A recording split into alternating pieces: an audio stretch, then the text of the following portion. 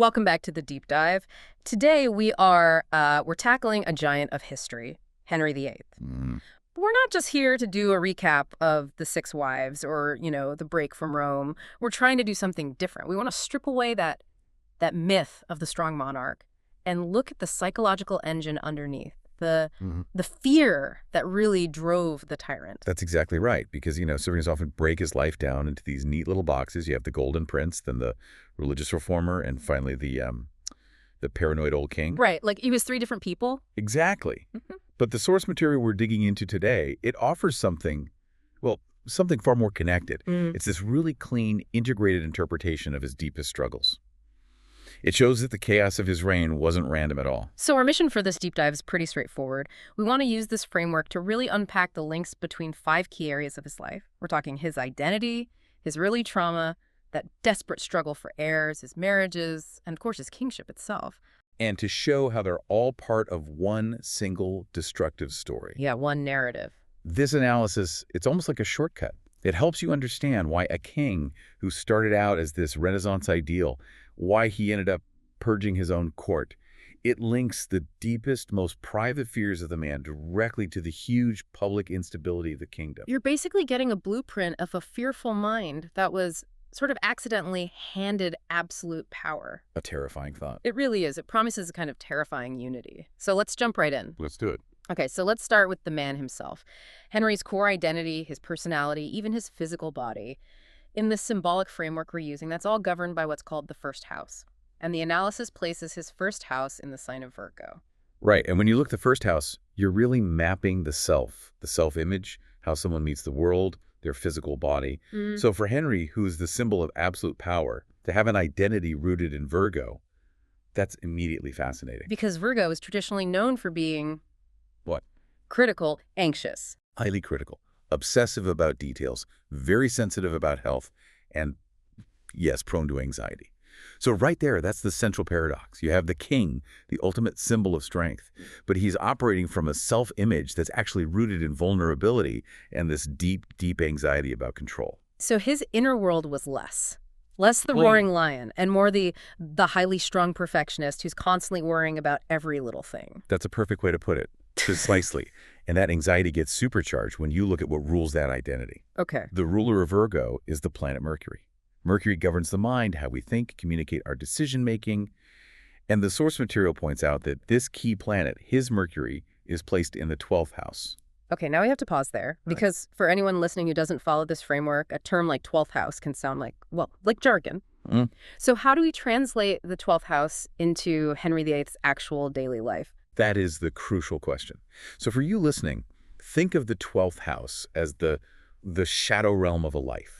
It governs things like hidden enemies, secret betrayals, self-sabotage, psychological isolation, and also places of confinement, prisons, hospitals, secret chambers. Okay, so if Mercury, the planet of his mind and his identity, is living there, It means his entire worldview, his default way of thinking, is filtered through that lens of potential hidden betrayal. so the suspicion, the catastrophic thinking, that constant fear of plots against him, that wasn't just a reaction to political situations, it was his default setting. It was structural. Right. I mean, the psychological implication is just profound. Henry could never really find genuine peace or stability because the very thing that governs his mind, his Mercury, is inherently steeped in themes of treachery and secrecy. It creates this intense psychological isolation. He always believes the enemy is in the shadows. Always. Just waiting for the right moment to strike. I mean, that sounds politically and personally exhausting. So how did this internal wiring, this Mercury in the 12th, become, catastrophic public policy? Yeah. Now here is the critical link the source material brings out. This is the connection that turns private psychology into a national disaster. Mercury doesn't just rule his first house of identity. What else does it rule? It also rules his 10th house. And the 10th house governs kingship, public authority, political destiny. Wow. So the same psychological engine driving his private paranoia is also the one making decisions on the throne. Exactly. It's a direct pipeline. Because his mind, Mercury, operates from a place of hiddenness and fear, the 12th house, his kingship, the 10th house, is defined by it. It has to be. He sees threats everywhere. real or imagined. And his political actions become these defensive moves against internal shadows, against perceived treachery. We see it constantly. The purges, the swift executions of his most trusted ministers, the whole system of surveillance he built around himself. His paranoia literally became his most effective tool of governance. It was the main tool. That makes the fates of men like Thomas Cromwell or Cardinal Wolsey seem tragically predictable. Their rise was based on getting close to the king, but their fall was basically guaranteed because eventually that 12th house paranoia would just kick in and project betrayal onto them. That is a perfect articulation of it. The very mechanism of his decision-making, the king's mind, is operating from a place that expects treachery. From that perspective, trust isn't a virtue, it's a vulnerability, and it has to be purged before it can turn into betrayal. But the paranoia, it wasn't just in his head. The analysis is very clear that it was physical too, and rooted right back in that first house. We have to talk about the role of Mars. Yes. The source highlights that Mars is placed directly in his first house. Now, Mars is the planet of action, aggression, conflict, danger. Not something you really want right in your house of self and body. Not really, no. And the source specifically describes it as malefic out of sect, which is a symbolic way of saying that Mars's natural tendencies toward violence and conflict are intensified. They're expressed in a potentially uncontrolled, destructive way. So in the first house, this brings danger and fear directly into his body and his self-perception. So how did that destructive Mars energy actually show up physically in Henry's life? Well, it expressed itself through volatility, both physical and emotional. Henry was famous for these huge immediate bursts of rage, but more fundamentally, it relates to the body itself becoming a site of conflict and vulnerability. We see a chronic, debilitating fear of poisoning. This fear is the absolute perfect intersection of the 12th house, the hidden enemy, the poison, and the first house, the body. He was obsessed with protecting his body, but as he aged, it also became the source of his greatest weakness and shame. Absolutely. And the source draws a direct, really striking line to his recurring, non-healing leg wounds, the osteomyelitis or venous ulcers that plagued him for the last decade of his life. These weren't just medical problems then. No, not just inconvenient. They became a physical manifestation of his internal turmoil. Mars brings chronic conflict to the body. So a wound that never heals represents this ongoing internal vulnerability that is constantly feeding the paranoia. Wow, a king who couldn't heal, a king whose own body was betraying him. He could never project that image of invincible, divinely sanctioned authority that he so desperately needed to secure his dynasty. The wound basically confirmed his deepest fears, that he was exposed, vulnerable, and slowly, physically failing. So when you put all the pieces of the first house together, this terrifying picture of Henry emerges. It really does. He's a man whose identity is fundamentally tied to secrecy, paranoia, physical distress, and a deep sense of bodily vulnerability. The great king we see in portraits, he starts as a profoundly insecure, psychologically isolated man whose mind is just constantly scanning for the knife in the dark. So that establishes the how, the Yeah. mechanism of his paranoia. Right. But to really understand why it was so intense, we have to move from that present anxiety of the first house to the foundational trauma that likely cemented it in the first place. And for that, we look to the 8th house. Exactly. The 8th house deals with death, crisis, deep psychological loss, and things like inheritance or shared resources.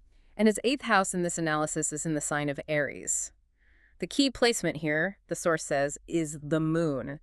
So for our listeners, what does the moon represent in this context? The moon is, well, it's our emotional foundation, our instinctual reactions, the physical body in a more immediate sense, and very symbolically, the mother figure. Okay, so placing the moon, the mother, our emotional core, in the 8th house of death and crisis. So that sounds incredibly significant. It is. It basically means Henry's emotional life, his deepest instincts, were defined from the start by crisis and loss. And the loss of women around him specifically seems to be a theme here. Precisely. It strongly suggests an early profound loss or trauma involving his mother. And, well, tragically, it prefigures a lifelong pattern where the woman closest to him either suffer or meet some kind of catastrophic end. Which is a devastating prediction considering his 6 wives. His baseline for emotional stability is fundamentally tied to a fear of death, betrayal, or crisis. That's his starting point. What's truly remarkable here, and what really lends so much credibility to this kind of analysis, is the precision the source material has about the timing of this trauma. Yes, this is incredible. The moon is noted at approximately 10 degrees of Aries. In this symbolic system, there's a concept called degree-year correspondence, which can often pinpoint the timing of really formative events. And that placement, 10 degrees, corresponds exactly to age 10 or 11. It does. And historically, we know that Henry's mother, Elizabeth of York, died when he was just 10 years old. It's a stunning symbolic match. The moon, the mother, in the eighth house of death, at the precise degree for the age that it happened historically. And it gets even more specific. The circumstances of her death align perfectly with the symbolism of the eighth house in Aries. She died postpartum from complications after childbirth, And Aries is ruled by Mars. which is often associated with acute conditions, fever, infection, hemorrhage. Her death from what was likely a postpartum infection fits that description exactly. So at the exact moment he was moving from childhood into adolescence, his entire emotional foundation was just shattered by this swift traumatic loss. And that set the template for all his future relationships. It was an early, visceral experience of loss that fractured his trust in emotional stability, and specifically in the female figures in his life. This is the root trauma that later feeds the paranoia engine we talked about. Okay, so how does that eighth house trauma connect back to the physical paranoia we discussed in the first house? It's one thing to say he lost his mother, but we need to see how that grief literally transformed into tyranny. This is the Moon-Mars dynamic. This is the key. The moon in Aries in the 8th is ruled by Mars. Because Aries is ruled by Mars. Right, and where's Mars? It's in the first house of Henry's body and identity. So the source shows us the connection. The devastating early loss, that 8th house trauma, it isn't just an abstract memory for him. It is internalized. It's felt in his body. That's the first house, Mars. And it's immediately channeled into aggression and defense. So the fear of death, which is rooted in that maternal loss, becomes physicalized? Yes. Paranoia becomes physical action. The trauma of loss gets funneled through Mars, creating this constant state of high alert, of defense and aggression, ready to strike at any perceived enemy. So his adult life of suspicion, purging his inner circle, fearing poison, it's all an ongoing echo of that original 8th house wound. That's what the source points out. His deepest fear is betrayal and death, and Mars ensures that this fear is always expressed physically, either through his famous volatile outbursts or through the actual execution of those he comes to fear. It's like it gives him the psychological justification for his cruelty. He wasn't just being a bully in his own mind. He was constantly reliving the threat of sudden traumatic loss and trying to get ahead of it by eliminating threats before they could strike. You see the cycle solidifying? The early wound creates the permanent, defining paranoia. Okay, so if the first and eighth houses explain the psychological framework of Henry's fear, the fifth house then explains the existential pressure that drove his most destructive policies, the desperate, all-consuming need for a male heir. This is the engine of the Tudor Revolution right here. The fifth house in this framework governs children, creativity, legacy. And Henry's fifth house is in Capricorn. And Capricorn is ruled by Saturn. Yes. That name alone, Saturn, it immediately suggests difficulty, blockage, limitation. For a king obsessed with dynasty, that must have been a crushing configuration. It is the very definition of a heavy burden. Saturn is the planet of restriction, delay, hardship. When it rules the house of children, it signifies chronic difficulties. Difficulty conceiving, miscarriages, infant deaths, immense frustration. It turns the creation of a legacy into this seemingly impossible task, a heavy, almost karmic burden. The very thing he wanted most was restricted. Fundamentally restricted and weighed down. And we know from history the tragic list of losses. Multiple miscarriages with Catherine of Aragon, the short-lived son Henry, Duke of Cornwall, and then the eventual struggle to produce Edward VI, who himself was so fragile. The historical reality just perfectly matches that symbolic restriction of Saturn. And it goes deeper. Where is Saturn actually placed? It's not in the fifth house itself. It's in the sixth house, in the sign of Aquarius. The sixth house, what does that add to the story of his children? The sixth house deals with sickness, service, daily strain, misfortune, and anxiety.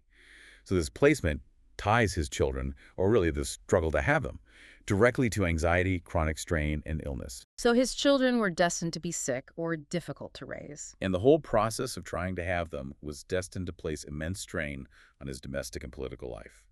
The quest for an heir didn't bring joy. It brought national anxiety and tremendous pressure on his wives. That perfectly frames the historical reality. Every pregnancy was a matter of state, a national anxiety, completely exhausting his wives emotionally and physically, and often leading to these very public medical crises.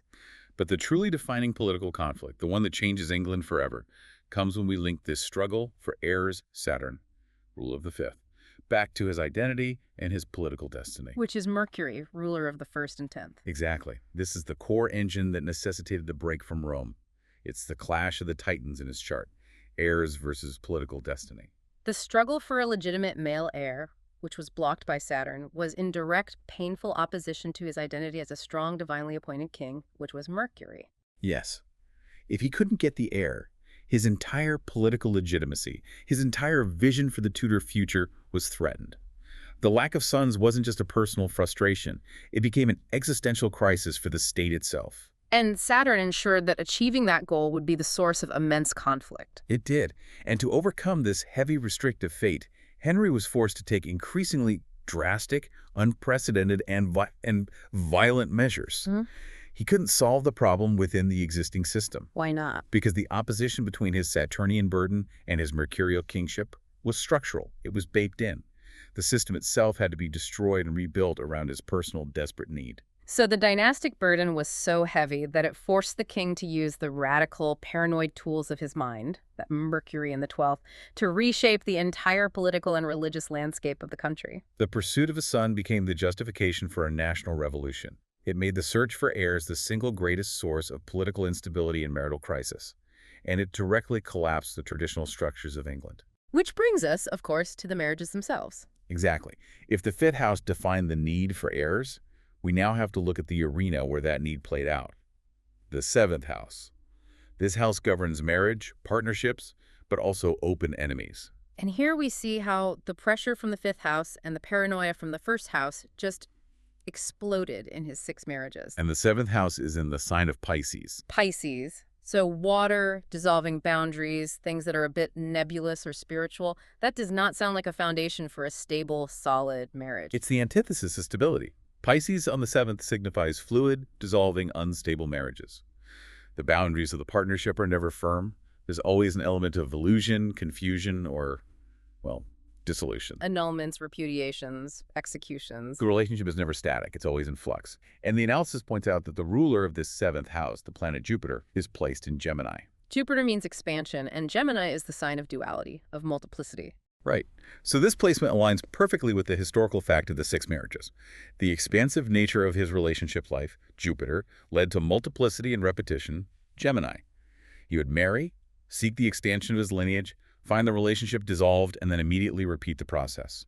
Instability and repetition. That defines the 6 wives.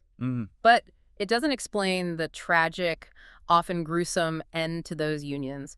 The real historical drama involves the secret trials, the accusations of betrayal, the executions. Where does that come from? And that is where the pathology we defined in the first section comes full circle. Jupiter, the ruler of his marital life, is itself ruled by Mercury. Wait, okay, let me break that down. So the health and the fate of his marriages, Jupiter, are fundamentally controlled by his mind and his decision-making planet, Mercury. Exactly. And where is that Mercury? Still back in the 12th house, the house of hidden enemies, treachery, and imprisonment. Yes. This is chilling. The private fear engine, his Mercury in the 12th, is running his entire married life. It ensures his relationships can never just end peacefully. The source states it very clearly. The 12th house Mercury ensures that 12th house outcomes are fed directly into the marriage arena. This means his relationships are destined to be entangled with betrayal, whether it's real or just perceived, with secret accusations, with fears of infidelity, and ultimately with the imprisonment of his wives. So when a queen failed to produce the heir he needed, or if Henry's paranoid mind just suspected infidelity, the outcome was already predetermined by this deep-seated fear. A marriage crisis for him was never just about divorce. Never. It was about treason. It was about hidden plots. Just think of Anne Boleyn. The marriage fails to produce a son, and immediately the process shifts. It moves into the realm of secret accusations, imprisoned courtiers, hidden trials. That is pure 12th house activity. Anne Boleyn and, later, Catherine Howard are the most potent examples of this mechanism in action. The king's mind could not process marital failure or dynastic disappointment as just bad luck. He had to process it as treasonous betrayal, a hidden plot against his life and his crown. Which necessitates immediate 12th house containment and destruction. Yes. The 12th house is the mechanism for the destruction of the 7th house. Can you explain that symbolic control in simpler terms? Why does the placement of Mercury guarantee these tragic, high-stakes outcomes? Of course. Think of it like this. Henry is wearing a pair of glasses. Those glasses are his identity, his mind, his Mercury. But the lenses are tinted with betrayal and suspicion. That's the 12th house. So when he looks at his wives, the 7th house, he doesn't see partners. He sees potential hidden threats. The moment a conflict arises, the moment that 5th house burden of no heir is not met, that 12th house lens just takes over. And instead of discussing an annulment, his mind mandates a trial for treason. The path from the marital bed to the Tower of London is short-circuited by the paranoia that rules his judgment. So marriage for Henry, it wasn't a sanctuary. It was an arena of suspicion, dramatic reversals, and often execution. It's a perfect illustration of that tragic feedback loop we're seeing. He's seeking stability through the 7th house, but that stability is systematically sabotaged by the 12th house paranoia of his 1st house identity. Every single attempt to resolve the dynastic burden activates the destructive 12th house mechanism. It guarantees the 7th house relationship will end in crisis, dissolution, or death.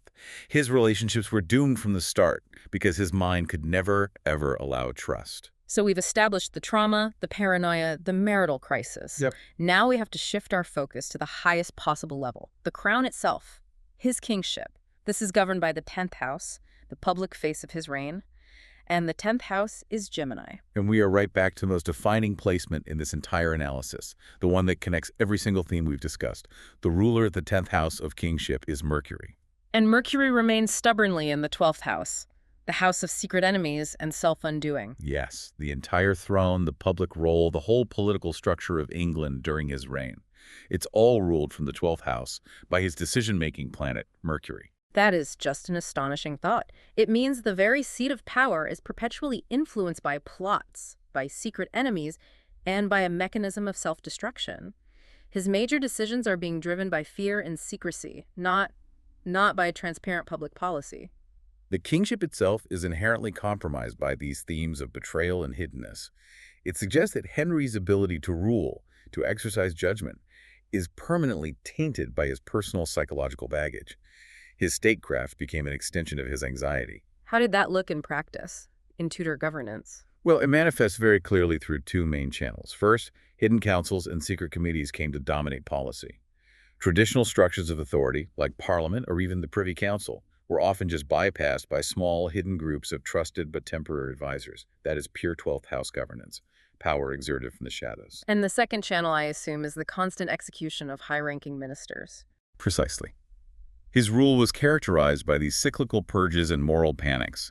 Ministers like Wolsey, Thomas More, Thomas Cromwell, they were elevated, trusted implicitly, given immense power, and then suddenly accused of high treason and executed after these summary, often secret, trials. The moment they gained real power, they became the greatest perceived threat. Fulfilling the 12th house prophecy, he created a kingdom where no one, regardless of their status, was ever safe. It's an environment of perpetual state-mandated fear that just mirrors his own internal psychological state. Yes, his court was constantly consuming itself. The kingdom experienced these cycles of imprisonment, purges, and the destruction of the inner circle. All classic 12th house activity, just applied on a national scale. Let's ground this in the biggest historical event of his reign, the English Reformation. The radical sweeping break from Rome, this was the ultimate political decision of the 10th house of his kingship.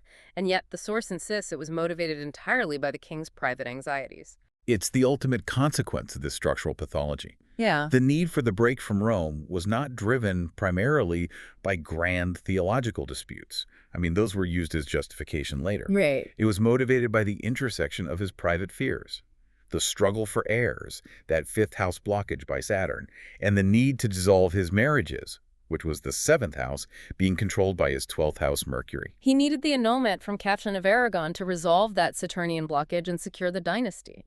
So, when the established religious structure, Rome refused to give him what he needed. It instantly transformed Rome into a hidden enemy, a 12th house threat that was undermining his 10th house authority. Henry's paranoid mind, operating from that 12th house, couldn't accept institutional denial.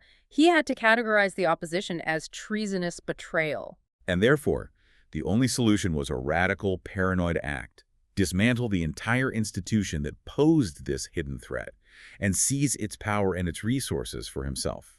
The creation of the Church of England, the dissolution of the monasteries, these were 10th house actions driven by 12th house fear, all aimed at resolving a fifth-house dynastic emergency. So his most profound, world-altering public change wasn't a calculated political expansion. It was a desperate psychological maneuver to protect his personal status and secure his dynastic future. His private terror literally became the nation's destiny. His kingship operated permanently from the shadows. It was defined by policies, including the most aggressive political and religious purges, that stemmed entirely from his personal psychological inability to cope with vulnerability and a lack of control. He was governing the country as if he were constantly locked in a cell in the tower, surrounded by invisible, lurking enemies. So when we pull back and look at it all, When we put these five houses together, the identity, the trauma, the heirs, the marriage, and the kingship, we see they aren't just isolated incidents in Henry's life. Not at all. They are symptoms of a perfectly coherent, terrifying life story that moved him from an anxious prince to a destructive tyrant. so let's revisit the components of this destructive narrative one last time to tie it all together. Okay, the first house identity, ruled from the 12th, established the whole framework of his personality. Profound paranoia, suspicion, and that psychological isolation. Then the eighth house trauma, pinpointed by the moon at age 10, gave that paranoia its foundation. An early, devastating maternal loss that permanently instilled the fear of death, crisis, and betrayal right into his emotional core. Then the fifth house, governed by restrictive Saturn, created the political pressure point. His dynastic fate was weighed down by blockages and chronic loss, making the search for an heir this existential burden that could not be solved peacefully. Then the seventh house, which was ruled by Jupiter but channeled through that 12th house Mercury, guaranteed that any attempt to solve the fifth house problem through marriage would just inevitably dissolve into betrayal, secret accusations, imprisonment, and execution. And finally, the 10th house, his kingship, also ruled from the 12th house, ensured that this whole private web of anxiety resulted in public policy defined by hidden councils, state purges, and profound political transformation driven entirely by personal fear. It's incredible. All roads lead back to that single core destructive cycle, the engine that drove the entire Tudor crisis. And the source identifies that interconnected Moon-Mars-Mercury configuration as the driver. The early emotional trauma, the moon, is channeled through aggression and physical fear, Mars in the first, which then informs all his decision-making, the Mercury in the 12th. The loop is brutally simple. Fear leads to perceived danger, which feeds paranoia, which dictates destructive political decision-making. Henry's entire reign was just a continuous, self-fulfilling prophecy. His deepest personal terrors were made violently real by his own anxious and aggressive use of power. The king who executed thousands to secure his reign was, in the end, a prisoner of his own mind. Pathologically consistent. So the core insight we can take away from this deep dive is that Henry VIII was fundamentally defined by his vulnerability, not by his strength. He was a man whose public destiny was pathologically intertwined with his deepest private terrors. The structural burdens on his identity, his desperate desire for an heir, combined with his paranoia.